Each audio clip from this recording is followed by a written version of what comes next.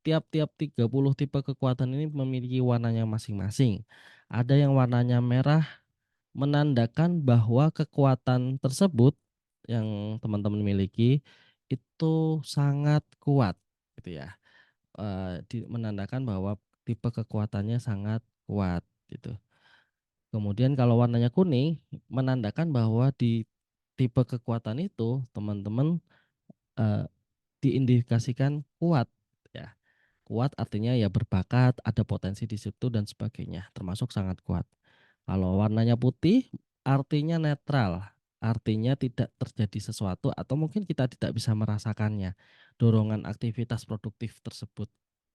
Kita mungkin tidak enjoy ya, tidak merasakan ke-enjoy-an, flat-flat aja gitu ya, atau tidak merasakan nyaman, tidak merasakan senang, mudah dan sebagainya, ya netral gitu ya. Tapi kalau yang merah dan kuning, teman-teman mungkin akan merasakan aktivitas di area tersebut, eee, sangat menyenangi aktivitas tersebut, kemudian sangat menyenangi, kemudian sangat mudah melakukannya. Nah, yang warna abu-abu itu sebenarnya, menandakan bahwa di kekuatan tersebut teman-teman atau saya, kekuatannya lemah gitu ya. Kemudian kalau hitam sangat lemah. Kelemahan di sini itu bukan berarti teman-teman nggak bisa atau mungkin, eh, kelemahan di sini sebenarnya perlu disiasatin. Misalkan kalau teman-teman melakukannya dalam aktivitas sehari-hari. Menyiasatinya bisa jadi dengan kita bekerja sama dengan orang lain, mengoptimalkan kekuatan lain yang merah atau kuning, itu bisa juga, atau ya kita limpahkan pekerjaan itu sama orang lain dan bekerja sama dengan orang tersebut gitu ya. Itu cara mensiasatinya. Kenapa harus disiasatin?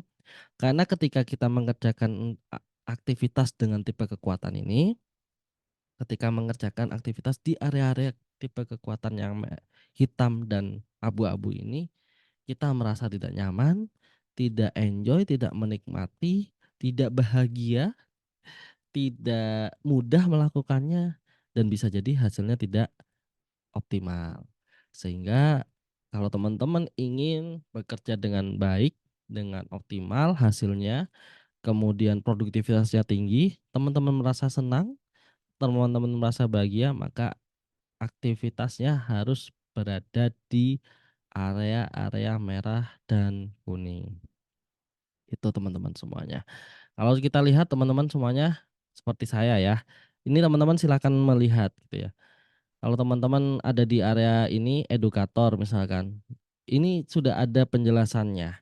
Orang yang suka memajukan orang lain, mengajar, mendidik, melatih dan sebagainya adalah tipe edukator. Jadi semangat untuk memberikan pengajaran kepada orang lain. Kemudian ada juga tipe-tipe motivator, saya besarkan ya. Tipe motivator ini orang yang senang memajukan orang lain dengan memberikan semangat dan juga inspirasi. Bedanya dengan edukator, dia melatih, mendidik gitu ya. Kalau ini memajukan orang lain dengan memberikan semangat dan memberikan motivasi, memberikan inspirasi dan sebagainya. Nah, kemudian ini silahkan teman-teman cek. Kalau ini merah berarti ini teman-teman banget. Kalau sebaliknya, kalau hitam bisa jadi area yang perlu dihindari gitu. Atau ya sudah nggak usah mengerjakan aktivitas itu gitu ya. Kemudian ada tipe ambasador. Ambasador ini tipe orang-orang yang bisa dipercaya, kemudian bisa menjadi perwakilan dari suatu komunitas, suatu grup, suatu organisasi, senang membuat hubungan relasi gitu ya, senang berkomunikasi juga dengan orang lain dalam rangka membangun relasi. Gitu. Kalau tipe kom ini komunikator, orang yang senang menjelaskan sesuatu dari informasi yang dia tangkap dan mungkin rumit gitu ya, dia akan jelaskan dengan cara-cara yang lebih sederhana dan mudah dipahami oleh orang lain. Nah, bisa jadi dalam bentuk tulisan atau dalam bentuk lisan. Kemudian ada tipe arranger. Tipe arranger ini adalah tipe untuk mereka yang berani menghadapi konfrontasi atau konflik tertentu untuk bisa mengatur sumber daya yang sudah ada.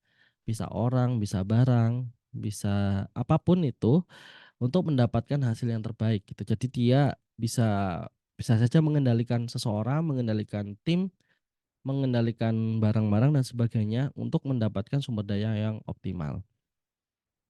Kemudian ada tipe commander. Commander ini orang yang ya diidentikan sebagai orang yang keras kepala gitu ya. Berani menghadapi konflik, berani mengambil alih kendali, pegang tanggung jawab. Ini tipe commander. Kemudian tipe mediator, orang-orang yang berani menghadapi konfrontasi secara langsung. Kemudian tidak menyukai konflik sebenarnya, tapi ketika ada konflik dia cenderung menghadapinya agar konflik itu bisa meredam gitu. Jadi kalau ada 2 pihak yang berkonflik, dia berani berkonfrontasi tapi untuk mendamaikan gitu ya. Jadi harapannya biar damai gitu.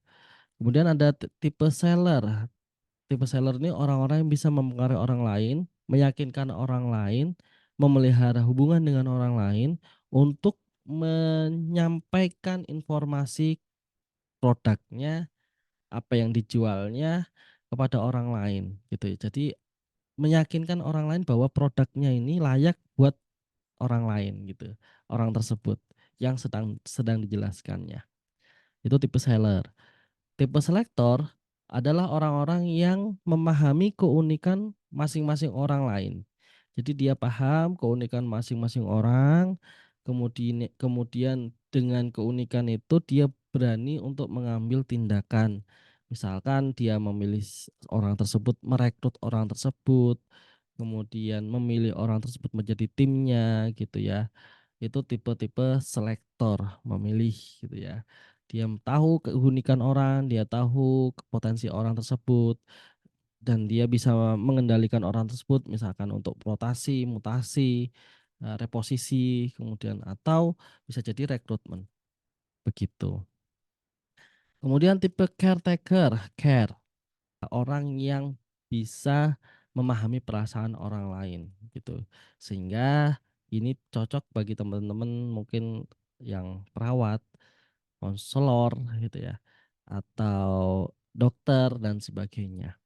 Kalau server, orang yang senang melayani orang lain dan mendahulukan orang lain, untuk dilakukan perawatan, untuk disupport gitu ya, untuk dibantu, gitu. Nah, selanjutnya ini ketiga ini ada di area ini ya, teman-teman semuanya. Jadi ada garis-garisnya teman-teman bisa pahami, dan lihat gitu ya. Oh, ini adalah tipe servicing gitu. Kemudian di area berpikir dengan otak kanan ada designer.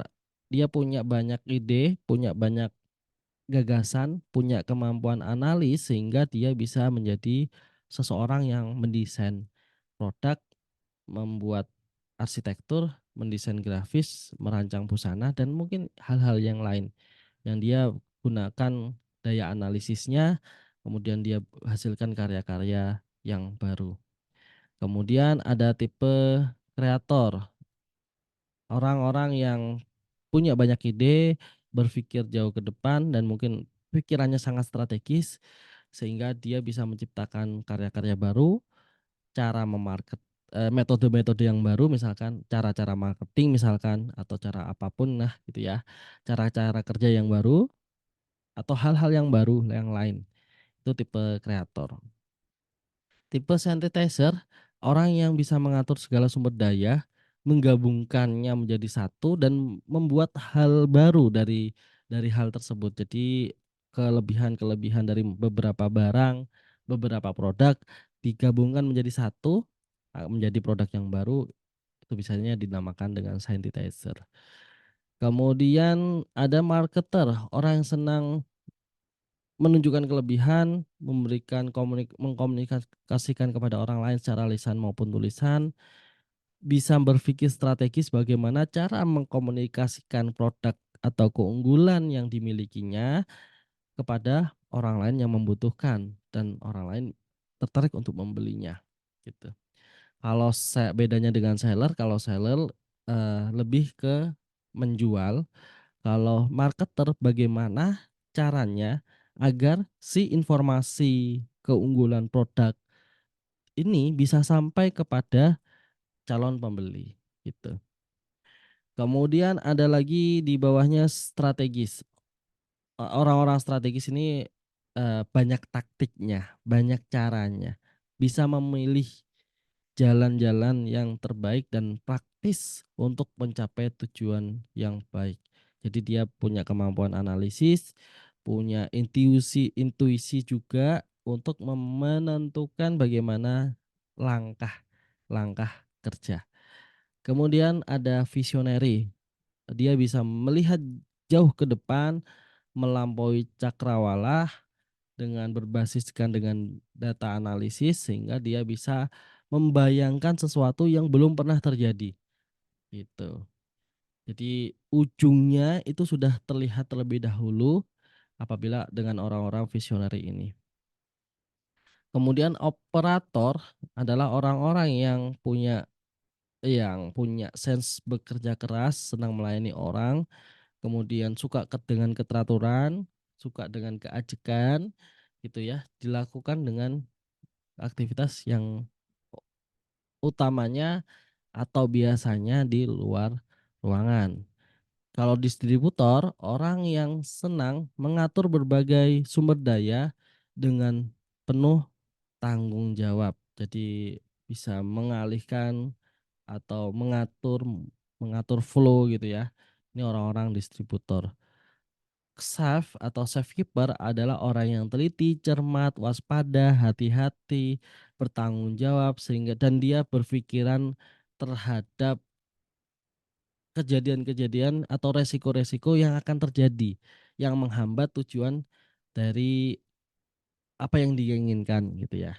Jadi apapun yang akan diinginkan atau resiko yang akan dihadapi, dia akan cermat dan teliti serta waspada. Quality controller (QCE) adalah orang yang memegang teguh aturan atau ada aturan, dia pegang teguh, dia cermati kualitasnya, dia teliti betul, kemudian dia sangat detail melihat, dia punya selera yang tinggi gitu ya, sehingga dia bisa ya istilahnya adalah perfeksionis. Ketika ada standar, dia ingin standar itu terpenuhi, bahkan mungkin bisa melampaui standar tersebut, gitu. Kemudian kalau produser adalah seseorang yang pekerja keras, senang dengan keteraturan, cenderung untuk, tidak sabar bertindak dan teratur ya, mengerjakan aktivitas yang berulang-ulang tiap harinya misalkan seperti itu. Selanjutnya ada administrator, orang yang punya keteraturan, terencana, rapi, detail dan sebagainya, yang aktivitasnya dilakukan di dalam ruangan gitu. Tipe kekuatan administrator. Kalau interpreter adalah orang yang bisa menjelaskan sesuatu, yang biasa menjelaskan sesuatu yang dari sederhana menjadi luar biasa atau informasi yang rumit bisa dijelaskan dengan mudah melalui lisan atau tulisan. Biasanya juga bisa menjelaskan terkait apa-apa yang, terjadi gitu ya, informasi-informasi yang belum diketahui disampaikan dengan mudah. Jurnalis adalah orang yang mudah menyesuaikan dirinya, jadi mudah beradaptasi, kemudian dia bisa menangkap informasi apapun yang berada yang dialaminya, yang dilihat dengan inderanya, kemudian disampaikan kepada orang lain dengan bahasa tertulis atau bahasa, lisan. Kemudian selain itu dia juga, senang untuk ya melaporkan apapun kejadian yang, eee, ada secara faktual. Explorer, orang yang selalu berpikir analitis, senang mengumpulkan berbagai sumber informasi, dan senang untuk mempelajarinya. Jadi senang senang mengeksplor lah ya, menjelajah, mencari informasi-informasi yang baru, kemudian mencoba gitu ya, kemudian menyimpulkan dari hasil percobaannya tersebut. restorer adalah orang yang berpikir analitis. Jadi dia bisa melihat, menganalisis ketika sebuah produk atau sebuah barang yang dimilikinya rusak, dia dianalisis apa yang menyebabkan, kemudian dia perbaiki dan mengembalikan fungsinya ke fungsi semula. Tapi tidak hanya berupa barang ya, bisa juga orang gitu ya, ketika dia dalam posisi yang tidak normal gitu ya, atau dalam posisi yang minus, dia akan cenderung menganalisis kenapa orang ini bisa begini, dia akan membantunya untuk kembali ke kondisi yang normal. Kemudian evaluator adalah orang yang berpikir analitis, teliti, dan sesuai dengan aturan. Jadi kalau ada aturan, dia audit ya, istilahnya melihat sesuatu yang tidak pas dengan aturan, dia bisa menganalisis. Treasury, orang yang analitis, teliti, teratur, dan senang dengan angka dan data, gitu. Biasanya orang-orang keuangan, peneliti, programmer, akuntan, itu cocok ketika ininya warna merah. Kalau analis, orang yang berpikir analitis dan senang dengan angka-angka dan data, gitu ya. Dia melihat segala data itu benar-benar dia sukain, dia olah dan menjadi informasi yang menarik dan itu bisa jadi keputusan, gitu. Ini hasil dari ST30, Strength Tipologi 30 atau tipe kekuatan 30, dan teman-teman bisa melihatnya di dalam bentuk website atau dalam bentuk PDF seperti ini, dan teman-teman akan mendapatkan cara membacanya seperti ini. Jadi silakan teman-teman bisa bisa pelajari dan bahkan ada deskripsi yang lebih lebih detail ya di sini. Bisa dipelajari sendiri dan disesuaikan dengan kebutuhan teman-teman. Begitu teman-teman semuanya, terima kasih. Tidak ada seseorang pun yang diciptakan di dunia ini tanpa kekuatan, dan tidak ada seseorang pun yang diciptakan di dunia ini tanpa keterbatasan. Maka kita perlu fokus terhadap kekuatan dan siasati keterbatasan. Terima kasih. Wassalamualaikum warahmatullahi wabarakatuh.